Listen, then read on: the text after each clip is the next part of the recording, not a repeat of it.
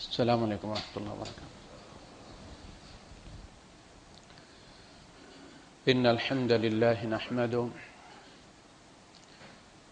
ونستعينه ونستغفره ونؤمن به ونتوكل عليه ونعوذ بالله من شرور انفسنا ومن سيئات اعمالنا من يهده الله فلا مضل له ومن يضلل فلن تجد له وليا مرشدا وأشهد أن لا إله إلا الله وحده لا شريك له وأشهد أن سيدنا ومولانا محمدا عبده ورسوله أرسله الله بالحق بشيرا ونذيرا وداعيا إلى الله بإذنه وسراجا منيرا فقد بلغ الرسالة وأدى الأمانة ونصح الأمة وكشف الغمة فترك أمته على المحجة البيضاء ليلها كنهارها لا يزيغ عنها إلا هالك اللهم صل وسلم وبارك عليه وعلى آله وأصحابه وأزواجه وذرياته وأهل بيته أجمعين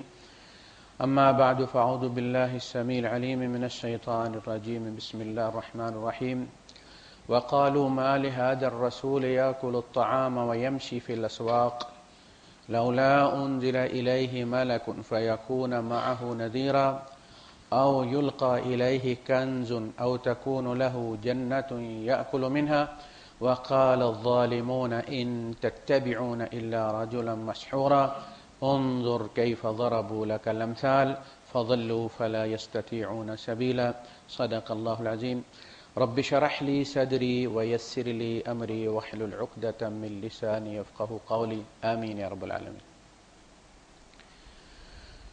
اور کافر یہ کہتے ہیں یہ کیسے رسول ہیں، کھانا بھی کھاتے ہیں اور بازاروں میں بھی گھومتے پھرتے ہیں،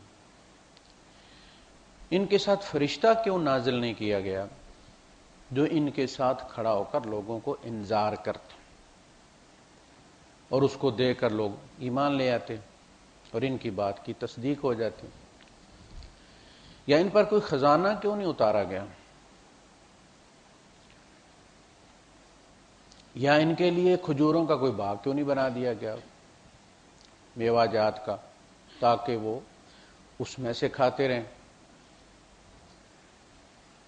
اور ظالم یہ کہتے ہیں کہ تم ایسے بندے کے پیچھے لگ گئے ہو جس پر جادو ہو گیا ہے اور اسے خیالی چیزیں نظر آتی ہیں۔ آپ دیکھیے آپ کے بارے میں یہ کیسی مثالیں بیان کرتے ہیں، یہ بھٹک گئے ہیں لہذا کبھی رستہ نہ پا سکیں گے، یعنی جو مصطفیٰ صلی اللہ علیہ وسلم کے بارے میں بھٹک گیا وہ خدا تک نہیں پہنچ سکتا، اس لیے کہ اس کا دروازہ نبی کریم صلی اللہ علیہ وسلم یا ہر زمانے میں جو رسول ہوتا ہے اسی کے ذریعے کھلتا ہے۔ وہ یہ کیوں کہتے ہیں؟ میں نے عرض کیا تھا کہ اس کی ایک وجہ تو یہ ہے کہ سمجھا یہ جاتا ہے کہ نیک آدمی جو ہے، جو اللہ کے قریب ہے، اسے دنیا سے کوئی لینا دینا نہیں ہونا چاہیے، وہ جنگلوں میں ملے، وہ غاروں میں ملے، پھٹے حال ہو، بھوکا ہو، تب تو مان لیا جاتا ہے یہ ولی اللہ ہے، جیسا کہ ہمارے یہاں ہوتا ہے۔ اور یہ سلسلہ شروع سے اسی طرح ہر رسول کے زمانے میں یہی اعتراض کیا ہے کہ آپ کھاتے پیتے ہیں، آپ کے بیوی بچے ہیں، انما انت بشر مثلنا، آپ ہماری طرح کے بشر ہیں،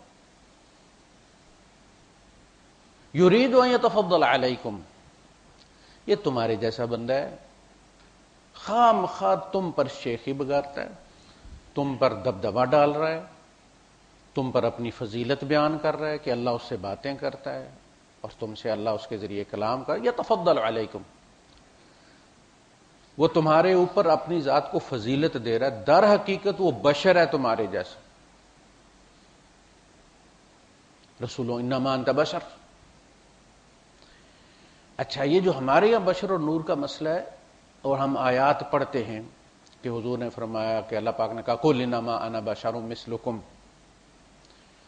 کہ میں تمہارے جیسا رسول ہوں۔ دیکھیں جی، اللہ پاک خود نبی کو یہ کہہ رہا ہے کہ تم ان کو کہہ دو کہ میں تمہارے جیسا بشر ہوں۔ سوال یہ ہے کہ اگر تو کافر یہ کہتے تھے کہ آپ نور ہیں، آپ فرشتے ہیں، پھر تو اس آیت کا کوئی مطلب بنتا ہے کہ اے نبی ان کو کہو کہ میں فرشتہ نہیں ہوں، میں نور نہیں ہوں، میں تمہارے جیسا بشر ہوں۔ وہ تو کافر بھی کہہ رہے تھے کہ آپ بشر ہیں، اور ہر رسول کو انہوں نے کہا، حضرت نوح علیہ السلام کو کہا ہے، ہود علیہ السلام کو کہا ہے، شعیب علیہ السلام کو کہا ہے، صالح علیہ السلام کو، آپ دیکھیں سورہ شعراء اٹھا کے، ہر نبی کو انہوں نے کہا نہ مانتا بشر مثلنا۔ تو پھر اللہ بھی یہ کیوں کہہ رہے کہ نبی ان سے کہہ دیجئے میں تمہاری طرح بشر ہوں؟ یہ بالکل اسی طرح کی آیت ہے، آدھی آیت کوٹ کرتے جیسے کوئی کہتے ہیں لا الہ، الہ ہے ہی کوئی نہیں، اور اگلی بات چھوڑ دی جائے۔ یہ کہتے ہیں آپ بشر ہیں ہمارے جیسے، نبی آپ ان سے کہیے انما انا بشر مثلکم، اس میں کوئی شک نہیں کہ حیت میں تمہارے جیسا بشر ہوں۔ یوحی الیہ، فرق کہاں پڑا ہے؟ مجھ پر وحی آئی ہے، یہاں فرق پڑ گیا، اب میں تم جیسا نہیں ہوں۔ ایکم مثلی، تم میں کون میرے جیسا؟ وہ کہتے تھے آپ ہمارے جیسے ہیں، کہا کہ میں تمہارے جیسا نظر آتا ہوں، میں بشر ہوں تمہارے جیسا، تمہارے اندر پیدا ہوں، انسانوں میں پیدا ہوں، انسانوں کھاتا پیتا ہوں۔ یوحی الیہ، لیکن مجھ پر وحی آتی ہے، تم پر وحی نہیں آتی۔ لیکن جو ملک کا پریزیڈنٹ ہے یا ملک کا پرائم منسٹر ہے وہ ہمارے جیسا بشر ہے۔ دنیاوی طور پر بھی جب وہ وزیر اعظم بن جاتا ہے تو پھر کوئی یہ کہ یہ میرے جیسا ہے، تو اس جیسا بیوقوف آدمی کوئی نہیں۔ اس کے اقتدار نے، اس کی اتھارٹی نے اس کو ہمارے جیسا نہیں چھوڑا۔ وہ کھاتا ہماری طرح، پیتا ہماری طرح ہے، بول براز بھی کرتا ہے، بخار بھی چڑھتا ہے اسے، لیکن وہ ہمارے جیسا نہیں ہے۔ اس کا ایک قلم کسی کو پھانسی پر لٹکا سکتا ہے۔ تو نبی ہے، اللہ کا نمائندہ ہے، اس جیسا اقتدار، اس جیسی حیثیت کسی کی نہیں ہوتی اس وقت۔ انسان تو انسان، اس وقت جمادات و نباتات بھی اس کی رسالت کی گواہی دیتے، وہ ان پر بھی اللہ کا نائب ہوتا ہے۔ تو یہ انہیں فرق ہمیشہ پڑتا تھا کہ سرکار آپ 40 سال ہمارے ساتھ رہے، بکریاں چراتے رہے، آپ کو فاقے بھی ہوتے تھے، آپ کے پاؤں میں جوتی بھی نہیں ہوتی تھی۔ فرعون نے کیا کہا تھا؟ قال یا قوم الیس لی ملک مصر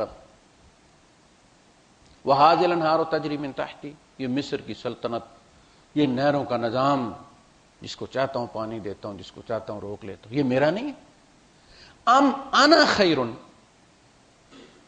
من ھذا الذی ھوا مہین، میں بہتر ہوں یا یہ جس کے پاس سوائے ڈنڈے کے کچھ نہیں، ایک ڈنڈا لے کر آ گیا میں اللہ کا رسول۔ اگر اللہ نے رسول چننا ہوتا تو مجھے نہ چنتا جس کے نیچے لاکھوں لوگ ہیں، اور میرے ایمان لانے سے، رسول بننے سے لاکھوں لوگ مسلمان ہو جاتے ہیں۔ ام انا خیر من ھذا الذی ھوا مہین ولا یکاد یبین، کھل کے بات بھی نہیں کر سکتا، دیکھو میں کیسی تقریریں کرتا ہوں، اللہ کو اور کوئی بندہ نہیں ملا۔ یہی بات مکے والوں نے کہی، لولا نزل ھذا القرآن علی رجل من القریتین عظیم، کسی عظیم آدمی پر یہ قرآن نازل کیوں نہیں ہوا بھائی؟ بڑے بڑے سردار ہیں، اللہ کو اور کوئی بندہ نہیں ملا، ایک یتیم ملا ہے جو مٹھی پر کھجوروں کے بس لوگوں کی بکریاں چراتا ہے۔ یہ امتحان ہے کہ تم کوالٹیز نہیں دیکھتے، ان کی صفات نہیں دیکھتے، ان کا کردار نہیں دیکھتے، تم ان کا سوشل سٹیٹس دیکھتے ہو کہ پیسے ہیں کہ نہیں۔ نبی سے کہا کہ ہمارے لیے ایک بادشاہ بنائے، ہم لڑنا چاہتے ہیں۔ نبی لڑائیاں نہیں لڑا کرتے، یہ بات نوٹ کر لیں۔ نبی دعوت دیتے ہیں، دعوت اور لڑائی کا اسلوب جو ہے اس میں زمین آسمان کا فرق ہے۔ دعوت جو ہے وہ جب آپ کسی کو پیش کریں گے تو وہ آپ کی حیثیت کو تسلیم نہیں کرے گا، وہ پلٹ کر سوال کرے گا، اور سوال میں گستاخی بھی ہوگی، فرینکنیس بھی ہوگی۔ وہ آپ کو رسول ہی نہیں مانتا، اپنے جیسا آدمی مانتا ہے، تو بات چیت اسی لیول پہ کرے گا نا۔ اب آپ یہ کہیں گے کافر سے آپ خطاب کر رہے ہیں، اسے کہہ رہے ہیں کہ میں اللہ کا رسول تم مان لو، اور ساتھ آپ یہ بھی کہیں گے وہ صلی اللہ علیہ وسلم کہہ کر جو ہے وہ سوال کرے گا؟ نہیں۔ تو داعی تو ہر وقت توہین کے لیے دستیاب ہوتا ہے، جس کو بھی دعوت دے گا اس سے توقع رکھے گا کہ یہ پہلے میری بات نہیں مانے گا، گستاخی کرے گا، سوال جواب کرے گا، پھر دل مطمئن ہو گیا تو مان لے گا۔ جب مان لے گا تو پھر احترام اس پر واجب ہو جائے گا، پھر اس پر فرض ہوگا احترام۔ یا ایھا الذین آمنوا لا ترفعوا اصواتکم فوق صوت النبی، ہے ایمان والو اپنی آواز کو نبی کی آواز پر بلند مت کرو. کافروں کو یہ نہیں کہا. کافر جب آپ کو اللہ کا رسول ہی نہیں مانتے تو ان پر احترام واجب ہی کیوں ہے؟ کافر نبی کریم صلی اللہ علیہ وسلم کے حکم کی خلاف ورزی کریں تو یہ توہین نہیں ہے. آپ کو اللہ کا رسول ماننے والے جب آپ کی بات نہ مانیں تو یہ توہین ہے. آپ کسی فوجی جرنیل کو بھی رستہ نہ دیں، سلوٹ نہ ماریں، سلام نہ کریں، وہ سلام کرے جواب نہ دیں، یہ توہین نہیں ہے. لیکن ایک سپاہی سلوٹ نہ مارے جرنیل کو، یہ احترام ہم پر واجب ہے. توہین ہم کرتے ہیں جب اپنے نبی کے حکم کی خلاف ورزی کرتے ہیں. دوسرے تو مانتے ہی نہیں. تو دائی کا جو اسلوب ہوتا ہے، جیسا کہ حضرت نوح علیہ السلام آخری دن تک پتھر کھاتے رہے، کوئی توہین نہیں ہوئی. انہوں نے رسول ہی نہیں مانا، انہیں سزا رسول نہ ماننے کی دی گئی ہے، توہین کی نہیں دی گئی. احترام ان پر فرض ہی نہیں تھا، جس طرح نماز ان پر فرض نہیں تھی، روزہ ان پر فرض نہیں تھا کافروں پر، اور انہیں نماز نہ پڑھنے اور روزہ نہ رکھنے کی سزا میں ہلاک نہیں کیا گیا. نوح علیہ السلام کو رسول نہ ماننے کی، اور اسی طرح مکے والوں کو، وہ حج بھی کرتے تھے.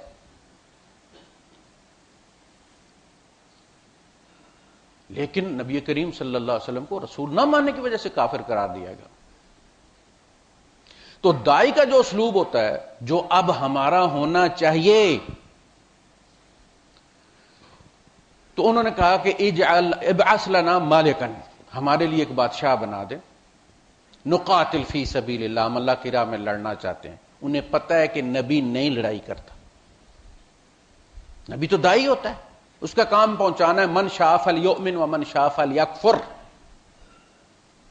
جس کا جی چاہے وہ ایمان لائے، جس کا جی چاہے وہ انکار کرے. معاملہ قیامت کو نمٹ جائے، یا دنیا میں اللہ کا عذاب آ جائے گا. تیسری کوئی صورت نہیں ہوتی. لوط علیہ السلام نے بستی چھوڑ دی، جنگ نہیں کی، بستی چھوڑی، عذاب آ گیا. عاد و سمود پر عذاب آ گیا، رسول کو کہا نکل جاؤ. نبی کریم صلی اللہ علیہ وسلم کا مکے کے 13 سال پوری طرح وہی نبوت اور وہ دائی والی شان ہے.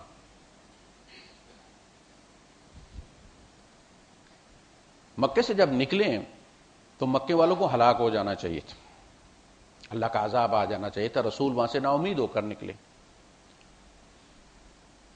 جو مسلمان تھے ہجرت کر کے نکل آئے تھے،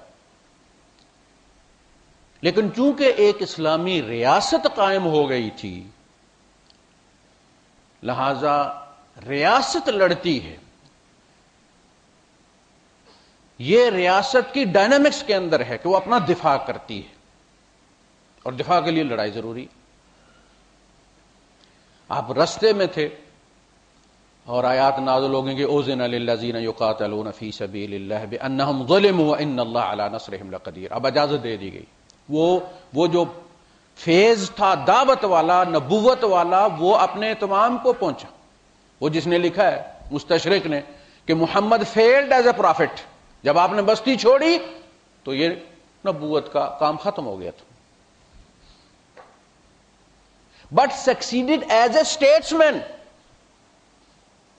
وہ ہیڈ آف اے اسٹیٹ، ایک سیاستدان مدبر کے طور پر کامیاب رہے کہ آپ نے ان لوگوں کو دوبارہ اپنے قدموں میں جھکا لی. وہ مکے والے واجب القتل تھے، لیکن اللہ نے کہا اب آسمان سے نہیں آئے گا، اب تمہاری ریاست قائم ہو گئی ہے، اب تم ان کو اپنے ہاتھوں سے سزا دو گے. اس لیے کہ میں مار بھی دوں گا تو وہ کہیں گے کہ یہ تو نیچرل ڈیزاسٹر ہے، قدرتی آفات ہیں، وہ خدا کو نہیں مانیں گے. وہ کہیں گے جی بس آندھی آئی ہے مر گئے.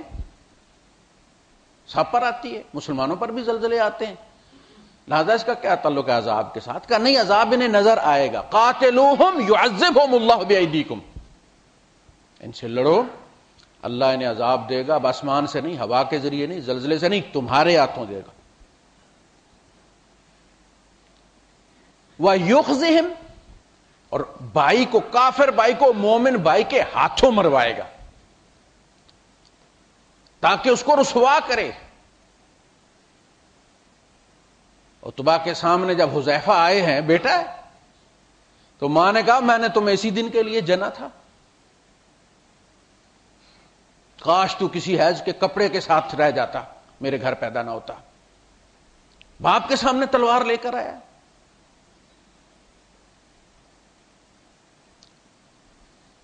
تو اب کیا رسوائی ہے اس باپ کے لیے جس کا بیٹا اس سے لڑنے آیا ہے۔ یخزہم وینصرکم علیہم ویشفی صدور قوم مومنین، اور مومنوں کے دلوں کو اللہ شفا دے گا۔ ستائے گئے نا، غصہ نکالنے کا موقع دے گا۔ تو انہوں نے کہا کہ ہمارے لیے بادشاہ منتخب کر دیں، کسی کو مقرر کر دیں تاکہ ہم لڑائی کریں۔ آپ دیکھیں حضرت سلیمان علیہ السلام بادشاہ تھے نا، اس لیے ان کو بنی اسرائیل نے نبیوں میں نہیں لکھا، ان کا الگ چیپٹر لکھا ہے کنگز میں جا کے، وہ دی کنگز ہیں، وہ بادشاہ ہیں۔ نبیوں میں انہوں نے نمبر کاٹ دیا، اللہ قرآن میں کہتا ہوں میرے نبی تھے، لیکن انہوں نے بائبل میں ان کو الگ کر کے لکھا ہے۔ جیسے آپ کہتے ہیں نا کہ اتنے پیسنجرز تھے اور اتنے کریو تھے، ممبرز تھے اس کے، حالانکہ وہ بھی پیسنجر ہی ہوتے، جہاز میں ہی سوار ہوتے ہیں، لیکن حیثیت تبدیل ہو جاتی ہے نا۔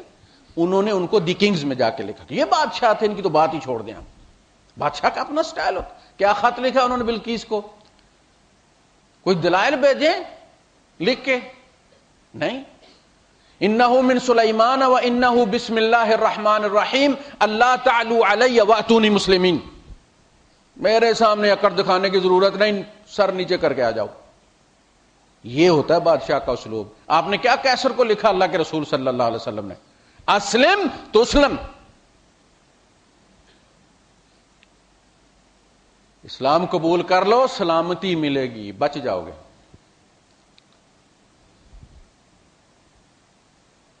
یہ انداز ہے۔ تو انہوں نے کہا جی ہمارے لیے بادشاہ بناؤ، انہوں نے کہا باز آ جاؤ۔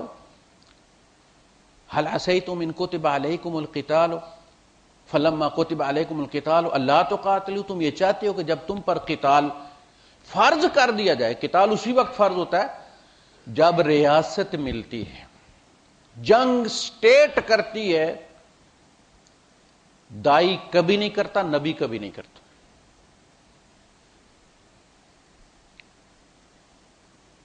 نبی کا کام دعوت دینا آخری مرحلے تک۔ تو ان کا ٹھیک ہے دعوت دے رہے ہو، لوگ مانتے نہیں مانتے، کام چل رہا ہے، تم یہ چاہتے ہو کہ ایک بادشاہ بنا دیا جائے اور تم پر اس کے پھر نتیجے میں ظاہر ہے پھر جہاد فرض کر دیا جائے، لڑنا، اور پھر تم نہ لڑو اور پھر اللہ کی گرفت میں آ جاؤ۔ قالوا وما لنا الا نقاتل فی سبیل اللہ وقد اخرجنا من دیارنا وابنائنا، کیوں جی ہم کیوں نہیں لڑیں گے؟ دماغ خراب ہے ہمارا، ہم نہیں لڑیں گے، ہمیں گھروں سے نکالا گیا، اپنی اولادوں سے ہم دور ہو گئے ہیں، اپنے مال سے دور ہو گئے ہیں، کیوں نہیں لڑیں گے؟ فلما کتب علیہم القتال، پھر جب ان پر قتال فرض کیا گیا تو پھر نہیں لڑے۔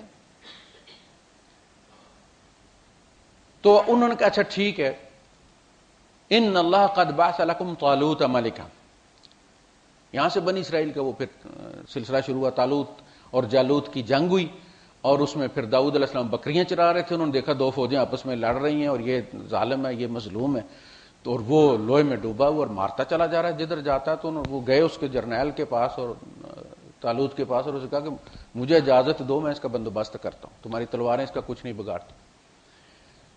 تو انہوں نے کہا ٹھیک ہے مار دو اسے، کرو جو کچھ تو کر سکتے ہو۔ انہوں نے اپنی اس گوپی کے اندر جو ہے وہ جو آپ بھی فلسطینیوں میں دیکھتے ہیں، آپ پھینکتے ہیں پتھر وہ اس میں، یا وہ پیٹرول بم اس میں، انہوں نے اس میں رکھا جناب علی وہ پتھر، اس کی صرف آنکھوں والی جگہ پہ سوراخ تھا، باقی پورا لوہے میں ڈوبا ہوا تھا۔ آپ نے نشانہ لگایا جناب علی سنائپر کی طرح، چھوڑا جب تو وہ کنکری نکلی اس میں سے سیدھی اس کی آنکھ میں گئی، گرا اور مر گیا، دماغ میں چلی۔ وقتل داؤد جالوت وآتاہ اللہ الملک والحکمت وعلمہ مما یشاء، یہ جنگ تھی۔ تو ان کا کہ طالوت کو اللہ نے تمہارا بادشاہ چنا ہے، تو ان کا ترا نکل گیا۔ وہ اپنا ان میں سے جو کہہ رہے تھے نا، جو سردار تقاضا کر رہے تھے بادشاہ بنانے کا، وہ اپنی امید لیے بیٹھے تھے کہ ہمیں بنائیں گے، ہم میں سے کسی کو چنیں۔ قالوا انا یکون له الملک علینا ونحن احق بالملک منه ولم یؤت سعۃ من المال، سرکار وہ کیسے بادشاہ بن گیا جی؟ ہم اس سے زیادہ حقدار ہیں بادشاہی کے. کیوں؟ تمہارے 4 ہاتھ پاؤں ہیں، 2 سر ہیں تمہارے، تم کیوں حقدار ہو؟ کہتے ہیں وَلَمْ يُؤْتَ سَعَةً مِّنَ الْمَالِ، اس کے پاس پیسہ کوئی نہیں ہے، وہ تو کوئی جاگیردار نہیں ہے، وہ تو کوئی سرمایہ دار نہیں، غریب آدمی ہے، اس کو بادشاہ بنا دیا آپ نے. وَنَحْنُ أَحَقُّ بِالْمُلْكِ مِنْهُ، بادشاہی کی تو ہم اس سے زیادہ حقدار ہیں. قَالَ إِنَّ اللَّهَ اصْطَفَاهُ عَلَيْكُمْ، اللہ نے چنا اس کو تمہارے اوپر، میں نے نہیں چنا.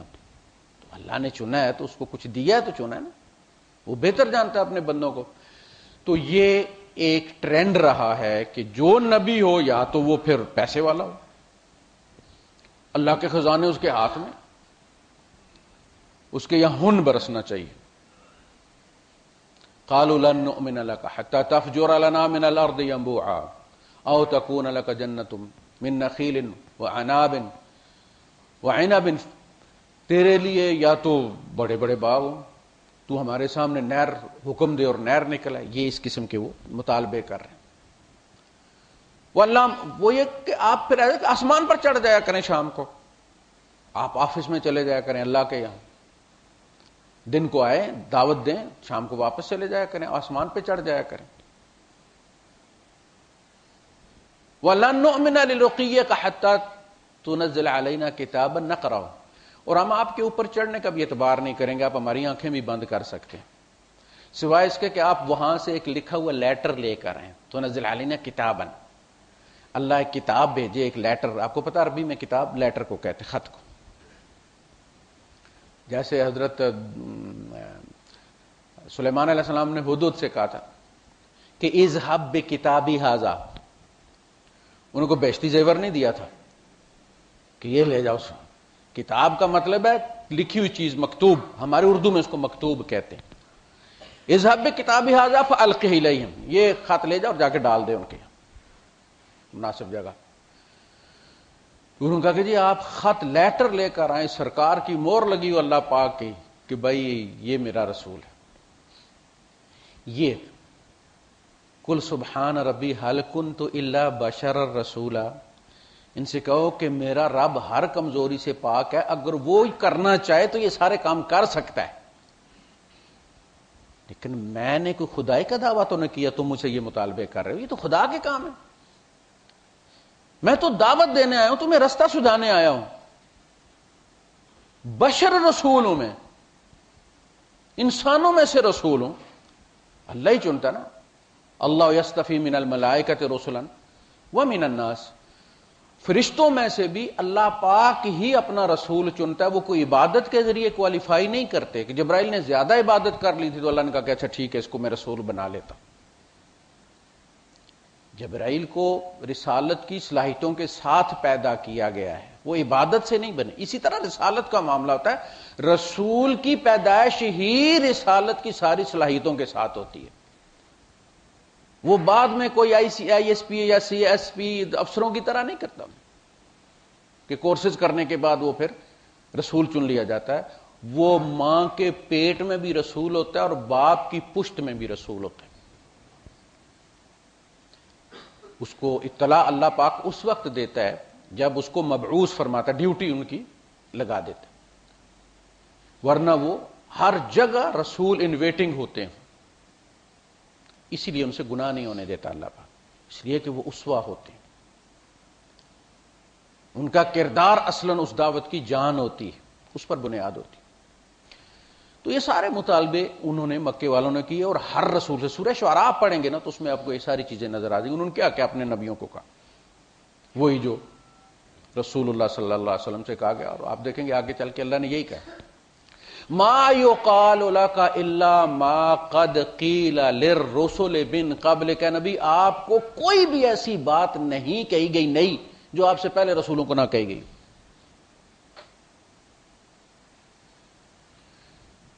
فرمایا تبارک الذی ان شاء جعل لك خیرا من ذلک جنات تجری من تحتها الانہار ویجعل لك قصورا، برکت والی ہے وہ ذات جس کے خزانوں میں کوئی کمی نہیں، نہ اس کی قدرت میں کوئی کمی ہے. اگر وہ چاہے تو جو مطالبے یہ کر رہے ہیں اس سے زیادہ اچھا آپ کے لیے کر سکتا دنیا میں.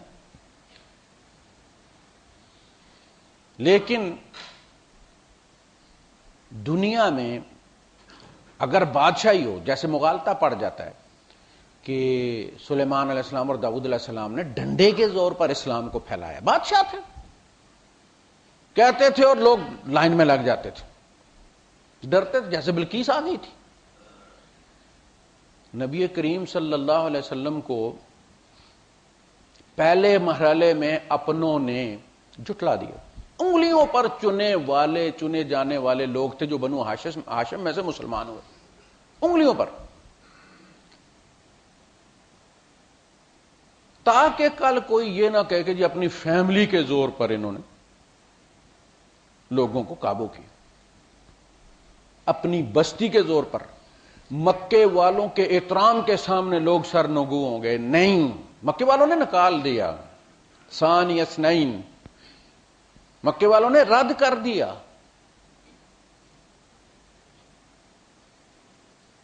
پردیس چلے گئے، وہاں اس دعوت نے کام کیا. کوئی یہ نہ کہے مکہ بعد میں، پہلے بھی فتح ہو سکتا تھا. جو لوگ بعد میں اسلام لائے وہ پہلے بھی لا سکتے، پھر یہی ہوتا مکے والوں کا لشکر لے کر حضور مدینے جاتے تو پھر کہا جاتا کہ جی طاقت سے مدینے کو فتح کیا گیا. ہم جو مثال دیتے ہیں، سرکار اللہ کے رسول صلی اللہ علیہ وسلم مدینے فوج لے کر نہیں گئے تھے، کردار لے کر گئے تھے. اور وہی ہمارے پاس آج نہیں ہے. اور ہم کہتے ہیں گن رکھ کے لوگوں کو ہم مسلمان کر لیں، گن پوائنٹ پہ.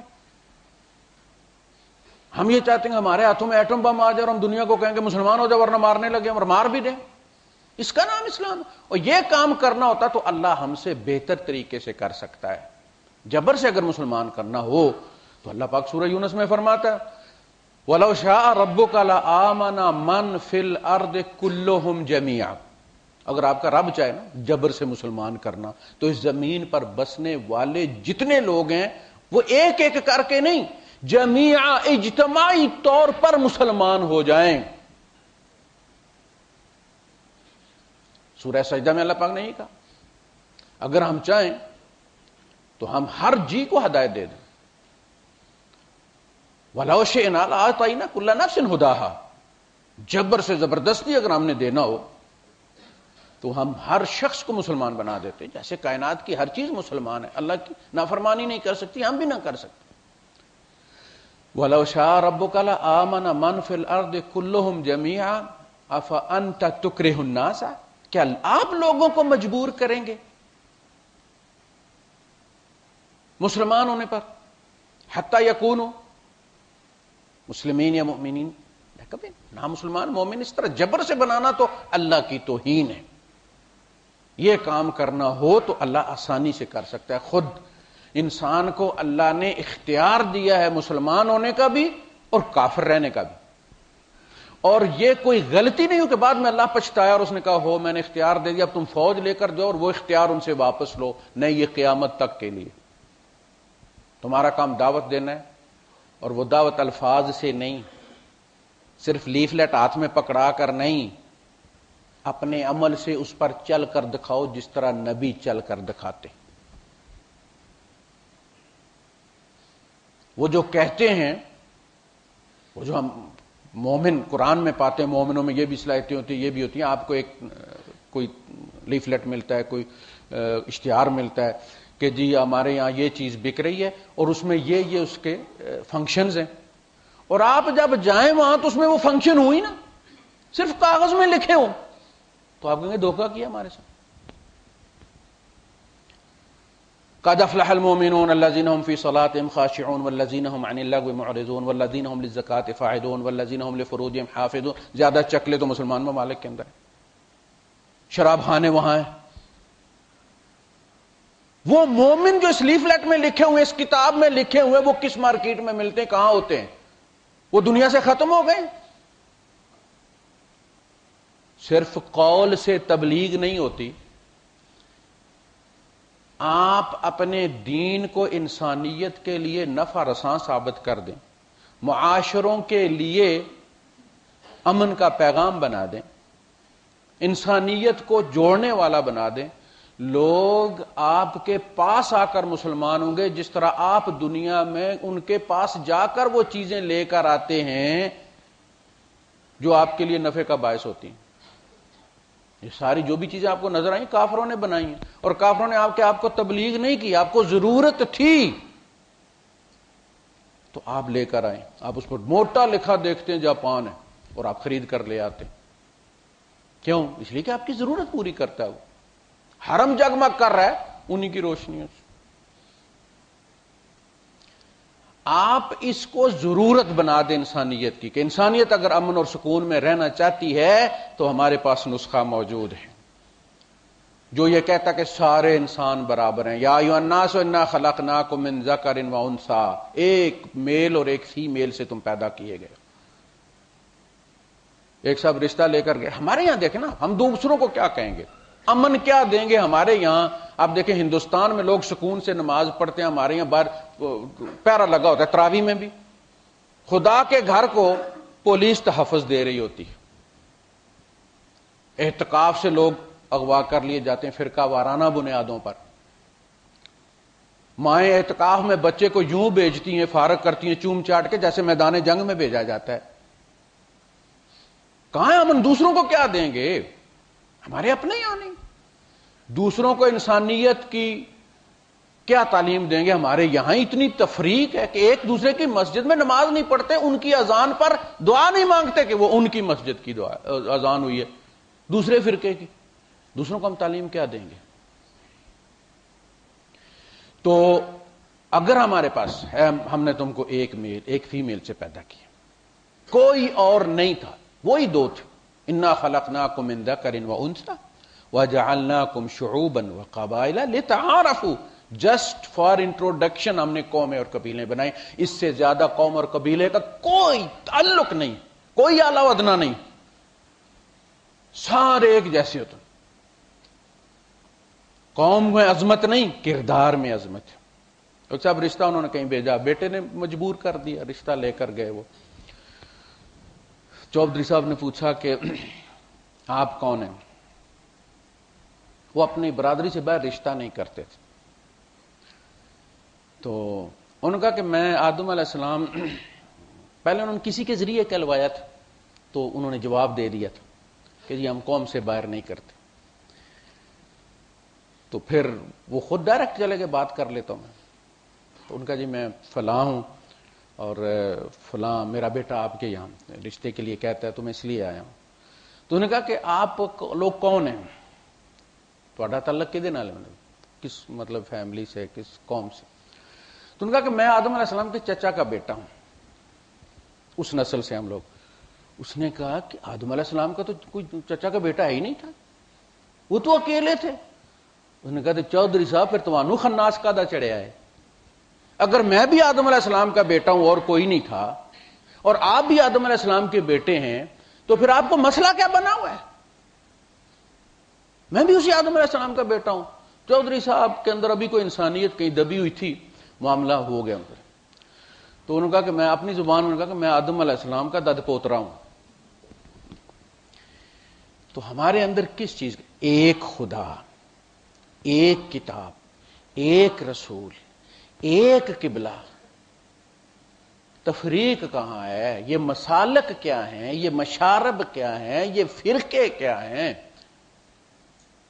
ہر نماز میں وہی فاتحہ ہے، وہی قرآن ہے، وہی رکوع ہے، وہی سجود ہے، وہی اتحیات ہے، مساجد الگ کیوں؟ جائیں، جو بھی مسجد ہے اللہ کا گھر ہے، چلے جائیں نماز پڑھیں۔ یار وہ 4 صفیں پہلے کھڑی ہیں، اگر ان کی نماز ہو جائے گی تو آپ کی بھی ہو جائے گی۔ وآخر دعوانا الحمدللہ رب العالمین۔